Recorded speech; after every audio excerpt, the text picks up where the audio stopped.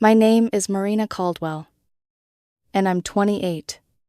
The night my boyfriend told me, "You need to make a good impression on my friends." Something in me stood up and left the room, the part that kept smoothing over moments that should have snagged. Cascadia looked like a magazine spread, pretending not to.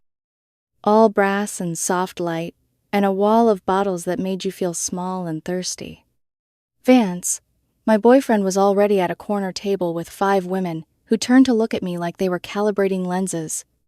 He stood, kissed my cheek, and said to the table, "Ladies, this is Marina.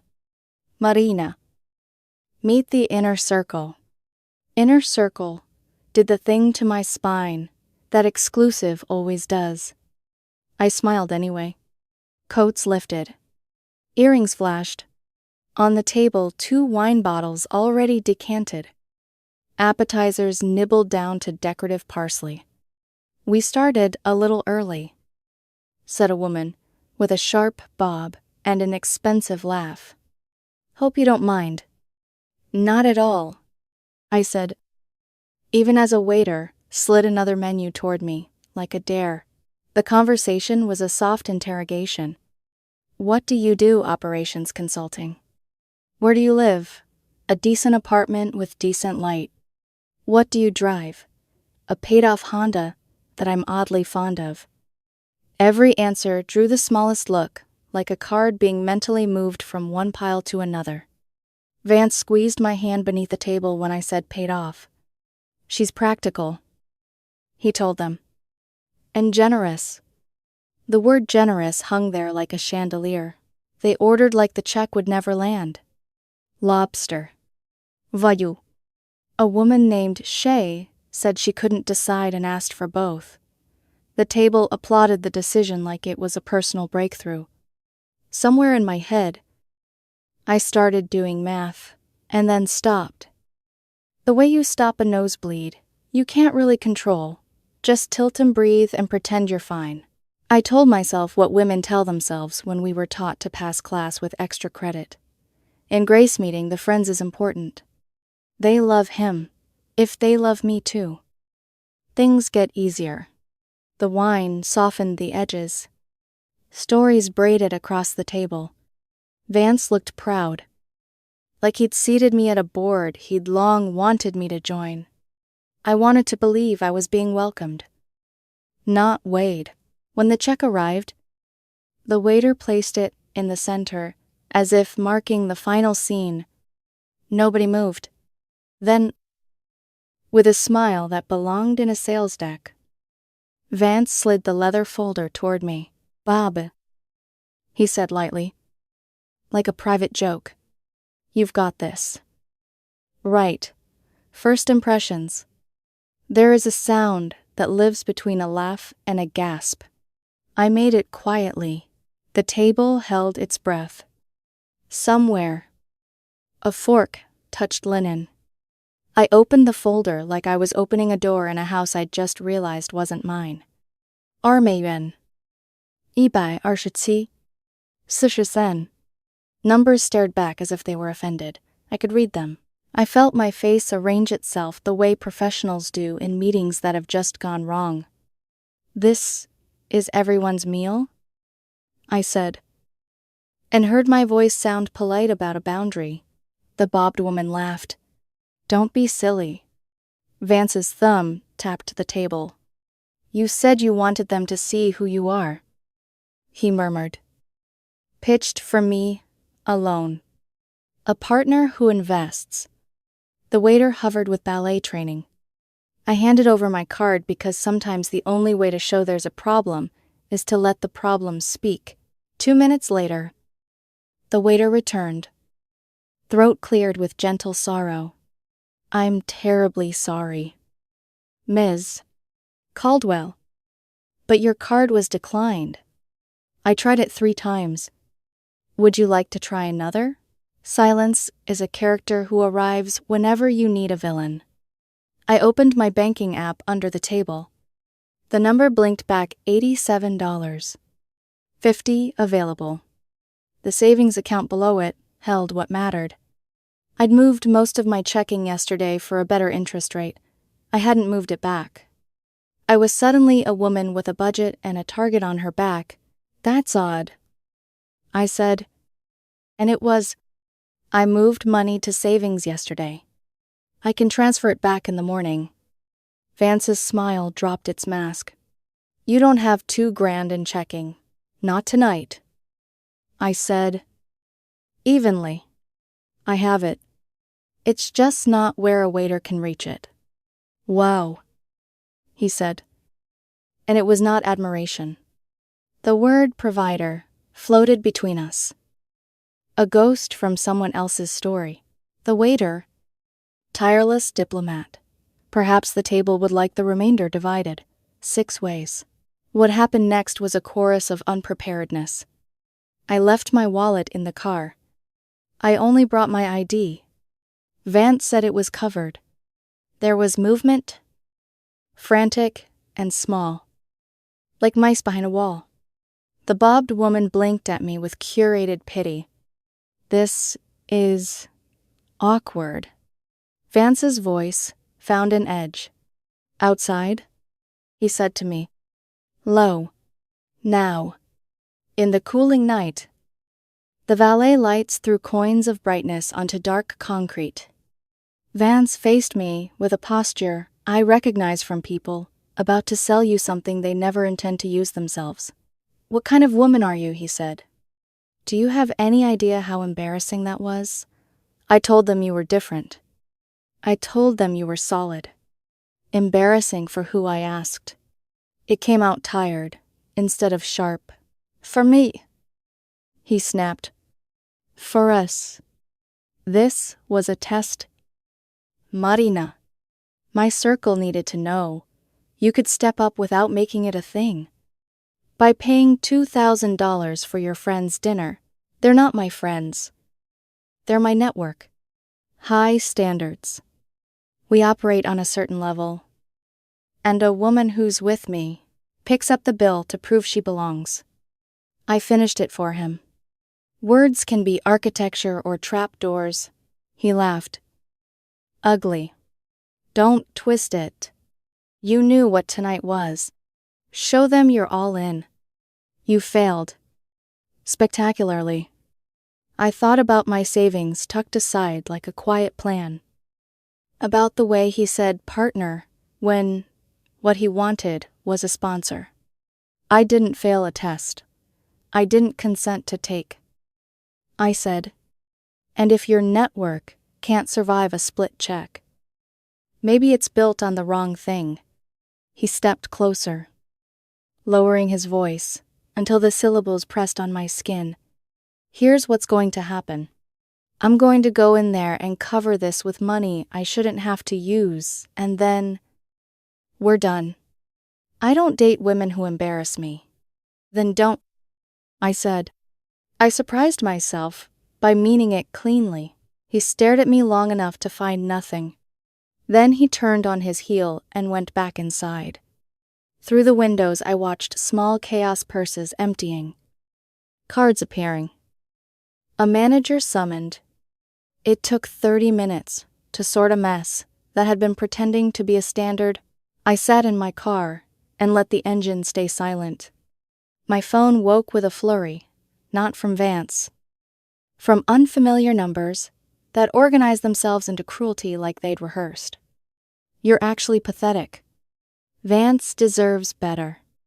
Big talk. Small limits. I blocked with the bored calm of someone sweeping dust off a shelf. Then, curiosity tugged hard. Impolite. I checked Vance's Instagram. Watched his story from that afternoon slide into place like a puzzle piece. Tonight's the night. Let's see if she passes. Know your worth. The test had a caption before it had a victim. I commented once. A relic I knew would be gone by morning. Failed your test. Passed my own. He blocked me in under an hour. For a second. I felt 12 again, dismissed from a game I hadn't realized was an audition. Then the 12-year-old in me stood up and left too. and the woman stayed. 3 days later, a Venmo request landed with the kind of confidence only audacity wears. 354美元. 57 from Vance, my portion from Friday since you couldn't be a partner about it. Declined. A second request. Same amount. You owe me this. Declined again. The unknown number that followed had a woman's voice and a false sweetness. This is Marissa, Vance's sister. Pay him back now. You humiliated him on purpose. The least you can do is cover what he paid. I hung up without ceremony. She called again. I'd hate for your job to hear you stiffed a table. I looked at my reflection in the black screen of my phone and saw the calm that comes right before precision. Tell Vance, I said, when I finally answered, that the next person who threatens me should practice using their real name. There was a pause, then a click.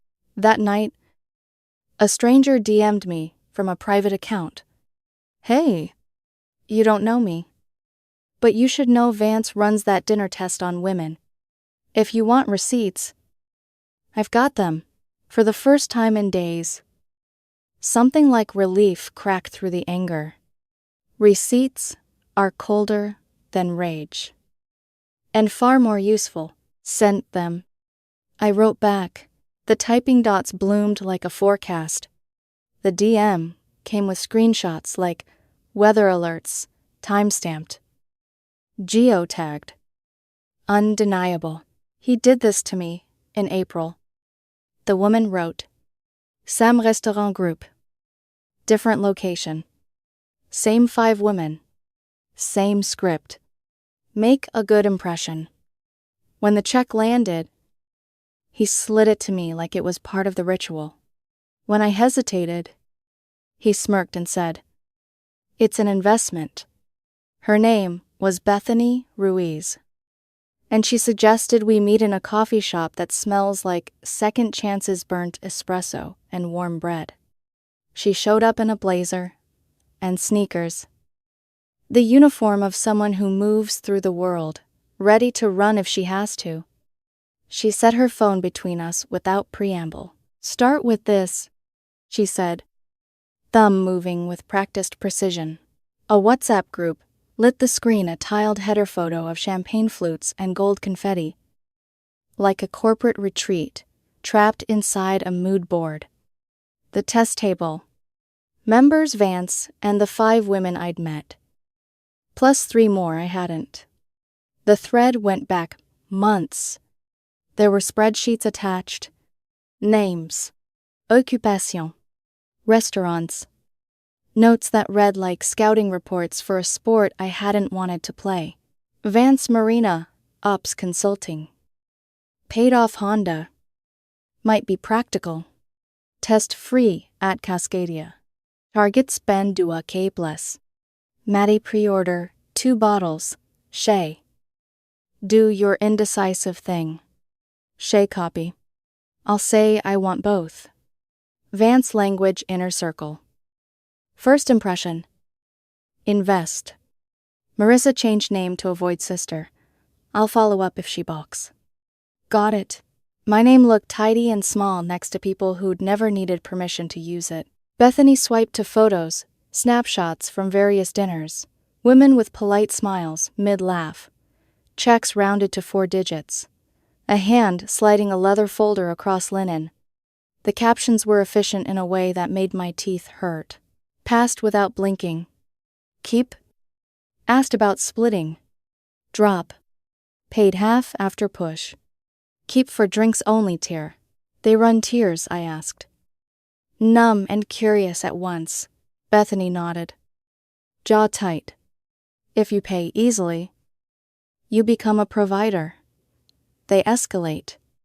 If you hesitate but can be guilted, they move you to smaller group tests. If you refuse, they shun and smear. Shun and smear. DM campaigns. Subtivates. Calls to your job. Vance has a whole speech under respecting women, that he deploys like a fire blanket. I thought of the unknown numbers after Cascadia. The phrases that arrived pre-packaged and empty and mean. Marisa, I said. He called her his sister. Bethany blew out a laugh with no joy in it. Ex-girlfriend. On again, off again. Sister plays better when they want moral leverage. She's their enforcer when charm fails. Does she know she's being used? She knows she's using people, Bethany said. And that arrival of weariness made me believe her. There were voice notes too cavalier. Brittle. Vance. Bright and performative. The thing about standards is, you don't explain them. You demonstrate them. If she won't invest, she's not a woman who understands partnership. A blonde voice I recognized from the table. She gives quiet, smart. Those are the worst. They think saving equals virtue. The laugh in reply was a saw. I felt something animal try to stand inside me. I pressed it down and reached for the steadier part, the part that keeps records. Writes invoices. Reads contracts line by line until midnight, with a highlighter turning yellow to neon. Why didn't you go to the police? I asked. For what being predatory isn't illegal? Manipulation's not a statute. Bethany said. Ask me why I didn't torch them online. I tried. They brigaded my comments. Called me bitter. Said I had buyer's remorse. Said I fabricated screenshots. I still have recruiters who don't call back. We sat with it the way a story can calcify around you if enough people repeat it confidently enough. How many of us, I asked. Bethany slid a Google sheet my way. The tab names were seasons, spring, summer, fall, 21 women in 2 years. A column for spend with totals that made me swallow wrong. Another for aftermath blocked. Smearing campaign. Reconciliation attempt. To repeat dinner. Graduated to bottle service, written like a punchline to a horror joke. And no one ever, broke the cycle, I asked. Hearing how naive that loves to sound, some tried. She said. One woman showed up to a second test with her brother and 3 friends, and filmed the whole thing. They made her the villain in the comments for harassing them. Another sent a letter to Vance's employer. He resigned before they fired him, and pivoted to freelance brand consulting. There's always a pivot if your face fits in the mirror just right. What about restaurants? I pressed. Patterns leave residue. Managers notice. Bethany's eyes sharpened. They did. That's how I knew you might be next. A hostess from another place DM'd me when she saw Vance's reservation with a note about the check. She said they've tried the send food back for comps thing too. But unless someone formalizes a complaint, it stays gossip. Formalize. The word moved through me like a key sliding home. Bethany must have seen it in my face. I know that look, she said. Just be careful. They play charming until they don't, and then they play dirty. I thought of Marissa's sugar-edged threats. The way my full name looked so cooperative in that chat. Dirty is a category. I said, documentation is an answer. When we parted, she squeezed my arm with a kind of gentleness. I wanted to keep, if you do something, she said. Loop in other victims? It's harder to call one of us hysterical if there are 6 of us speaking calmly. On the walk to my car, the city seemed newly legible signs. I'd been reading one way now, flipped and made sense in another language. I sat with my phone and stared at my own unlocked face for a long 10 seconds. Then I opened a blank note and started a list I titled, With Deliberate Pettiness, Housekeeping, Archive screenshots of the test table names, dates, captions, screen record, scrolling to preserve context, corroborate gather DMs from Bethany, the hostess, any other victims willing to speak. Timestamp everything. Identify confirm Marissa's real identity and relationship to Vance. Save aliases used sister. Narrative map. Build a timeline from recruitment to smear. Mark identical phrases. First impression. Invest. Provider. Know your worth. Restaurant outreach. Find managers open to formal statements. Ask about prior incidents. Risk assessment. Expect escalation, calls to job. Veiled threats. Public posts. Prepare neutral. Documented responses. Liability redact. Last names. Addresses. Keep focus on behavior patterns, not personal data. By the time I typed the 7th line, the tremor that had nested at the base of my sternum since Cascadia had steadied to a hum, I recognized. This was the feeling I got before a complicated project, one with stakeholders and unknowns, and people who would try to throw glitter over rot and call it sparkle. I knew how to strip that back to wood. That night, Marissa called once more, switching numbers like masks. Last chance to pay what you owe? She sang, a maraca of charm in the background. We can make this go away. I put her on speaker while I saved the call. Is this your sister voice or your ex-girlfriend voice? I asked. Always curious which role you're playing when you threaten strangers. There was a heartbeat of silence. No training prepares you for. Then snapped Sugar. You think you're clever? No? I said. I think I'm thorough. She hung up. It felt like the first, clean click of a lock opening. In the days that followed, more DMs arrived, like birds who'd finally recognized the window as glass and not sky. Some were messy with rage. Some were simple and devastating. He told me I embarrassed him by asking to split. He said a real woman invests without keeping score. He posted me on his story, with a caption about Tess. When I didn't pay? Those women called me names I haven't heard since middle school. I collected them all. Ask permission to, quote, redacted where people wanted to disappear. I built a color-coded timeline on my kitchen table with sticky notes that made the wood look like it had bloomed.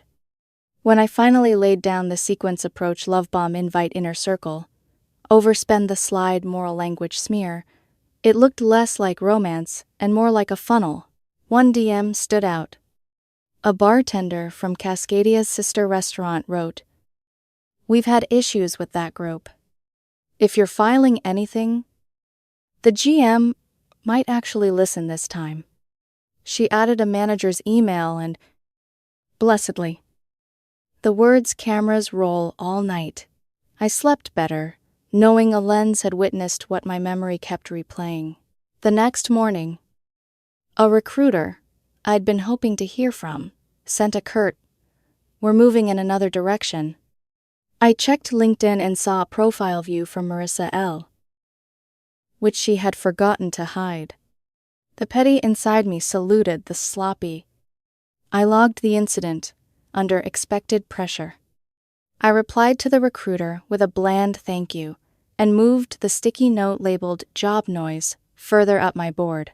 At lunch, Bethany texted, 2 more women want to talk. One says she's got a screen recording of Vance bragging about writing dinners off as client meetings. Something low and electric moved through my hands. Personal expenses as business write-offs. It wasn't the point of my outrage, but it was a point with teeth. I stood in my kitchen, looking at the timeline and the list and the tidy cruelty of people who called exploitation a standard. There wasn't triumph in me, just a stubborn, practical clarity. First, gather. Then, formalize. Then, let the consequences do what they do when you stop cushioning them. I opened my laptop and created a new folder, the test table evidence. I named files like a librarian who loves an index. I drafted an email to a restaurant group with the subject line, Patterned Payment Coercion, Formal Statement and Supporting Media. I outlined a simple site template with dates, redacted screenshots, and testimony collages. I wrote a neutral, legally sterile header. This page documents a repeated pattern of coerced payment tests conducted by a private group. All materials are first-hand or corroborated and used with permission. Identifying information beyond first names has been removed. Before I hit save, I scrolled back through Vance's old grid motivational quotes. Jim Mirwars. Soft focus, cappuccinos. Hidden in the tiles was a boomerang from 6 months ago, a leather check presenter sliding across a table and back. The caption, she passed. The comments were a bouquet of fist bump emojis and crown icons. I screen recorded it twice. When I closed my phone, the apartment felt taller. My savings account waited like a calm fact. My calendar had blocks in it labeled Evidence Hour and Statement Draft and Call Manager. There's a version of me that smiles and nods and lets benefit of the doubt pick the lock to her peace. She had the night off. The next week moved in chapters. Chapter 1, Emails. Chapter 2, Meetings. Chapter 3, the kind of silence that means something's happening behind it. By Monday, I had statements from 3 women, 2 restaurant managers, and a bartender who'd quietly forwarded internal reports about customer manipulation. By Wednesday, a 4th woman came forward with a Dropbox link full of screen recordings. Each clip had Vance's voice saying things like, a man's supposed to test her willingness to invest. If she balks, she's not partnership material, she's a passenger. I kept my reactions clinical. Every clip, timestamped. Every chat, backed up. Every voice note, transcribed and filed. It's remarkable how calm you get once you stop trying to be liked. On Thursday, I went to Cascadia.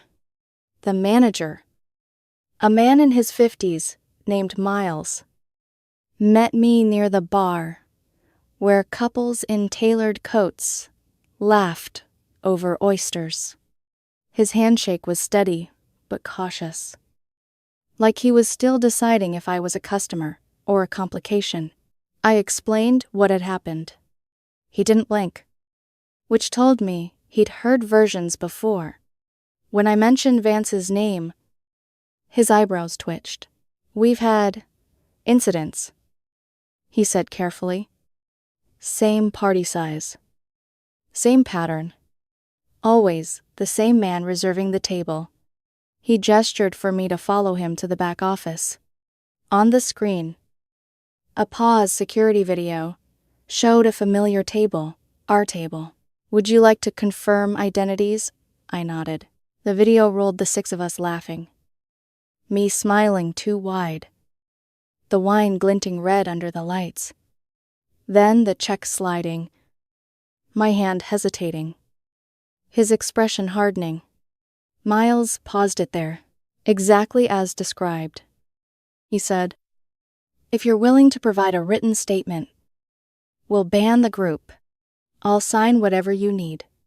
I said, when I left, I felt lighter, not vindicated yet, but aligned with something real.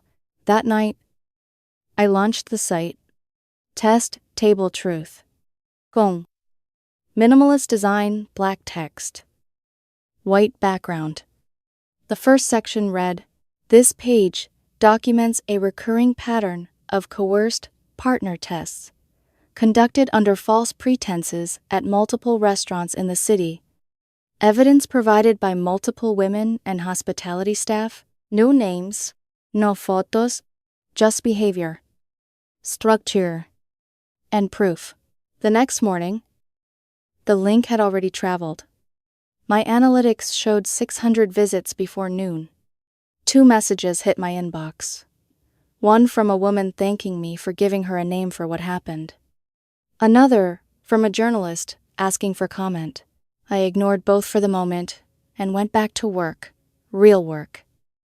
The kind with contracts and deadlines that didn't involve heartbreak or hashtags. But by that afternoon, Vance called. The number flashed familiar. I shouldn't have answered. But curiosity has its gravity. You think you're clever.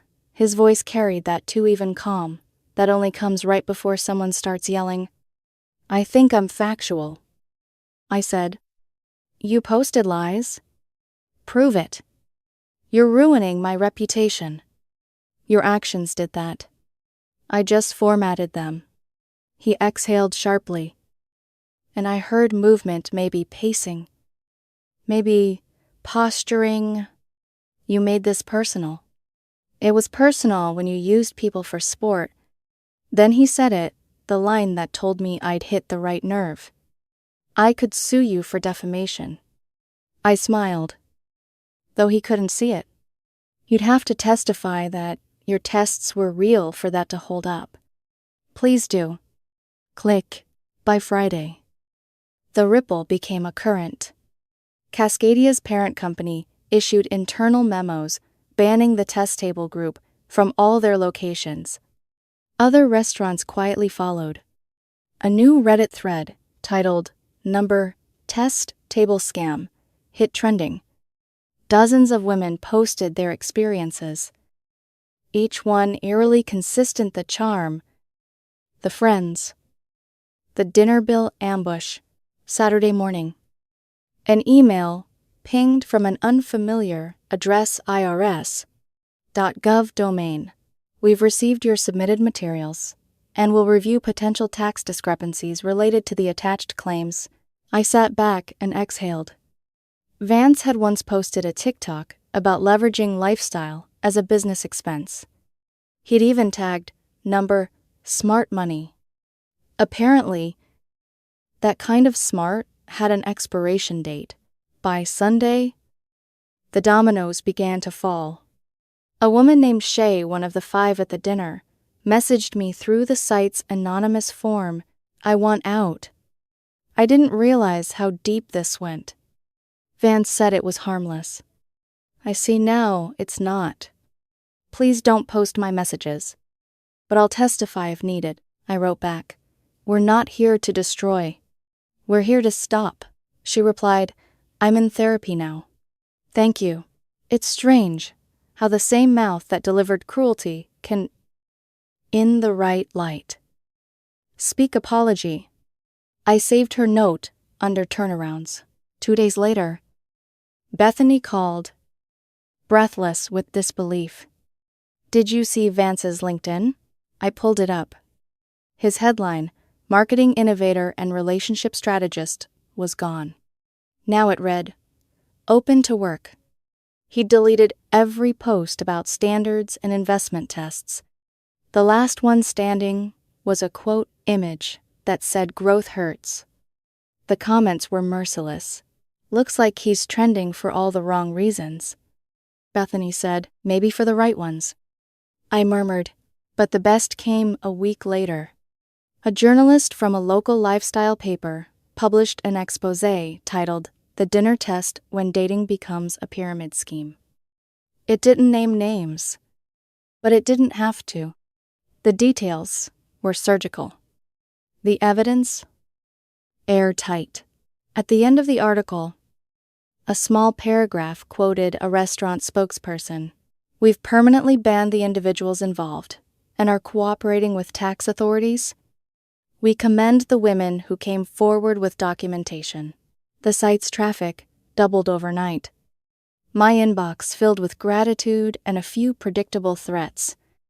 I archived the threats and flagged them for evidence and left the thanks open, like small lights on a dark map. The group fractured almost instantly. Screenshots surfaced from their own chat, panicked accusations. Demands to know who snitched. Someone leaked their internal messages to a gossip forum. In one of them, Marissa wrote, "Vance, better fix this before I fix him." He didn't. Within 2 weeks, I heard from Miles again. "You'll like this," he said, sending a photo from security. Vance, at the same Cascadia bar, trying to order. The host refused him politely. He left without saying a word. That night, I finally closed my laptop before midnight. My hands were shaking. But not from fear. From completion? When I looked at the timeline on my wall, the sticky notes now curling at the corners, it read like a record of recovery, more than revenge. Each note was a step out of someone else's narrative. The last one said simply, "Move forward." I left it there. 3 months later, the story had settled into the city, like weather. Everybody knew it had happened. Nobody remembered the first drop that started it. The site still ran quietly in the background, averaging 100 visitors a month. Every few weeks, a new message arrived from someone who'd found it just in time. I almost went to that dinner. He used the same lines. "You saved me from a $1. 500 mistake." Each note was a small act of reclamation. And I saved them in a folder titled "Not Broken Evidence," because survival counts too. Vance, meanwhile, had evaporated from public life. He'd deleted everything except a single private account under a new alias. But the internet forgets nothing. If you searched his old handle, the third result was still my site. The fourth was the article. The fifth, a Reddit thread captioned, "Test Table Vance, spotted at Applebee's splitting the bill." That one made me laugh. The kind that finally leaves your chest, instead of sitting on it. Bethany texted me the photo, a grainy shot of him at a two-top, smiling stiffly as the check sat between him and a woman holding her own wallet. "Poetic," she wrote. "Growth," I replied. The rest of the inner circle had scattered. Maddie tried to start her own exclusive dating standard group under a new name. But within a week, the same restaurants banned her too. Someone had made a Facebook group called Test Table Watch, a small community where servers, hosts, and dates swapped warnings. It wasn't vindictive, it was protective. Sometimes, justice looks less like a headline and more like a network that finally talks to itself. And then there was Marissa, the sister, the ex-girlfriend, the echo. She reappeared on social media a month later, calling herself a financial trauma survivor. She posted teary videos about how she'd been manipulated into manipulation. The comments weren't kind. Someone uploaded screenshots of her messages threatening people. Another wrote, "You're sorry because it stopped working." Her follow-up post read, "Everyone deserves redemption." Maybe they do. But redemption starts where denial ends. And she hadn't reached that border yet. As for me, I started saying no differently. Not defensive. Not angry. Just final. It's surprising how powerful no sounds when it isn't followed by an explanation. One Friday night, I met someone new. His name was Eli. A graphic designer with quiet eyes and a laugh that didn't sound rehearsed. We'd matched weeks earlier, but I'd ignored him too tired. Too wary. He'd messaged again gently, "Still up for that coffee?" "Or did my meme scare you off?" I said yes, this time. We met at a small place that didn't care about appearances. He ordered a chai. I ordered whatever smelled like cinnamon. Conversation was easy, none of the resume, building that dating had turned into just questions that sounded like curiosity instead of auditions. When the check came, he reached for it. Old instinct made me move first. "I'll get mine," I said. He smiled, hand pausing midair. "We can split if you want. But this one's on me." "Why?" I asked. Not suspicious. "Just studying because it's a nice night," he said. "And because next time, you'll probably beat me to it." It wasn't a test. It was kindness. Simple and unperformed. I let him outside. The air smelled like rain and streetlights. He walked me to my car but didn't hover. "Text me when you get home," he said. "Not because I need you to, because I'll want to know you did." I drove home without the usual post-date autopsy running in my head. No second guessing. No recalculating. Just quiet. Later, when I checked my phone, there it was. "Hope you got home safe." And if you didn't already transfer that savings back to checking before someone else tries to run a test, I laughed so hard I startled myself. I texted back. "Already did. I only invest in interest that earns me peace now." Before bed, I opened my site's admin dashboard one last time. I hovered over Update and typed a new final entry. It's been 3 months. The dinners stopped. The women learned to recognize the setup. The restaurants talked to each other. The world didn't end, it just adjusted its filter. If you're reading this because someone tried to make your self-worth a bill, remember, tests reveal more about the tester than the tested. Keep your receipts. Keep your boundaries. And don't apologize for passing your own test. I clicked publish and watched the text settle into place. Outside, a storm started softly. Inside, for the first time in a long while, it didn't feel like one.